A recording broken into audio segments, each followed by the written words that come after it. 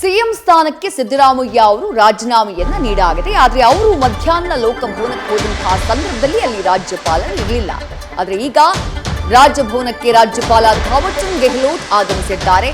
ಹಾಗಾಗಿ ಸಿದ್ದರಾಮಯ್ಯ ಅವರಿಗೆ ಬುಲಾವನ್ನ ಕೊಟ್ಟಿದ್ದಾರೆ ರಾಜ್ಯಪಾಲ ಗೆಹ್ಲೋಟ್ ಅವರು. ರಾಜೀನಾಮೆ ಕುರಿತು ಸ್ಪಷ್ಟೀಕರಣವನ್ನ ಬಯಸಿದ್ದಾರೆ ಗೆಹ್ಲೋಟ್. ಹಾಗಾಗಿ ಇಂದೋರ್ಗೆ ತೆರಳಿದ್ದಂತಹ ರಾಜ್ಯಪಾಲ ಗೆಹ್ಲೋಟ್ ಅವರು ಸದ್ಯ ಬೆಂಗಳೂರಿಗೆ ರಿಟರ್ನ್ ಆಗಿದ್ದು ಲೋಕಭವನಕ್ಕೆ ಬಂದಿದ್ದಾರೆ. ರಾಜೀನಾಮೆ ಪತ್ರ ರಾಜ್ಯಪಾಲರ ಸೆಕ್ರೆಟರಿ ಅವರ ಕೈನಲ್ಲಿ ಸಿದ್ದರಾಮಯ್ಯ ಅವರು ಮಧ್ಯಾಹ್ನ ಏನು ನೀಡುವಂತಹ ಕೆಲಸವನ್ನ ಮಾಡಿದ್ದು ಅದು ರಾಜ್ಯಪಾಲರ ಕೈ ಸೇರಿದೆ. ಹಾಗಾಗಿ ಮಧ್ಯಾಹ್ನನೇ ಈ ಮಾಹಿತಿ ಬಂದಿತ್ತು.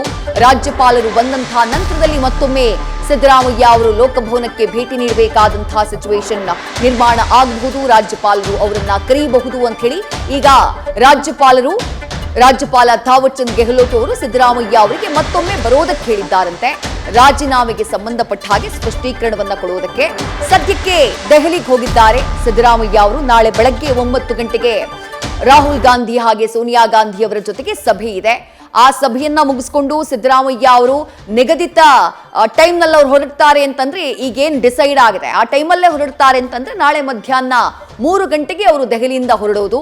ಬೆಂಗಳೂರಿಗೆ ವಾಪಸ್ ಆದಂತಹ ನಂತರದಲ್ಲಿ ಲೋಕಭವನಕ್ಕೆ ತೆರಳಿ ರಾಜ್ಯಪಾಲ ಥಾವರ್ ಚಂದ್ ಗೆಹ್ಲೋಟ್ ಅವರನ್ನ ಭೇಟಿಯಾಗುವಂತಹ ನಿರೀಕ್ಷೆ ಇದೆ. ಅಂದ್ರೆ ಅಲ್ಲಿ ತನಕ ಸಿದ್ದರಾಮಯ್ಯ ಅವರ ರಾಜೀನಾಮೆ ಅಂಗೀಕಾರ ಆಗ್ಲಿಕ್ಕಿಲ್ಲ. ಖುದ್ದಾಗಿ ಸಿದ್ದರಾಮಯ್ಯ ಅವರು ಬರಬೇಕು ಅಂತ ಹೇಳಿ ರಾಜ್ಯಪಾಲ ಥಾವರ್ ಚಂದ್ ಗೆಹ್ಲೋಟ್ ಅವರು ಸೂಚನೆಯನ್ನ ಕೊಟ್ಟಿರೋದ್ರಿಂದ ಸಿದ್ದರಾಮಯ್ಯ ಅವರು ದೆಹಲಿಯಿಂದ ಬೆಂಗಳೂರಿಗೆ ವಾಪಸ್ಸಾಗಿ ಮತ್ತೊಮ್ಮೆ ಲೋಕಭವನಕ್ಕೆ ಬಂದು ರಾಜ್ಯಪಾಲರನ್ನ ಭೇಟಿಯಾಗಬೇಕಾಗಿದೆ. ಅದಾದ ಬಳಿಕ ರಾಜ್ಯಪಾಲ ಥಾವರ್ ಚಂದ್ ಗೆಹ್ಲೋಟ್ ಅವರು ಸಿದ್ದರಾಮಯ್ಯ ಅವರ ರಾಜೀನಾಮೆಯನ್ನ ಅಂಗೀಕರಿಸುವಂತಹ ನಿರೀಕ್ಷೆ ಇದೆ.